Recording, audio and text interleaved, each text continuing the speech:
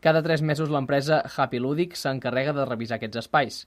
Ara, però, s'estan duent a terme unes actuacions més importants que consisteixen en la renovació d'alguns elements.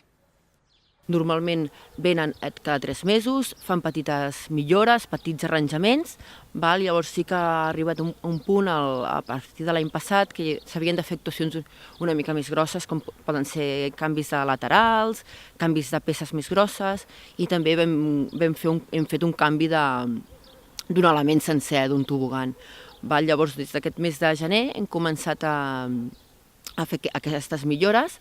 Hem començat per aquí el pati de l'Escola Doctor Robert, doncs és un pati que l'està obert al públic, doncs és un parc infantil que a part de tenir tots els usuaris de l'escola, els nens i nenes de l'Escola Doctor Robert, també acull a tothom que vingui a partir de les 6 de la tarda i tots els caps de setmana que està obert.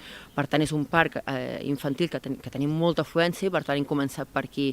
A mesura d'aquests propers mesos s'aniran fent altres arranjaments al parc de la Mare de la Font, al parc Ritortell, al parc d'aquí darrere que tenim a la Campa i també el que tenim a la Colònia.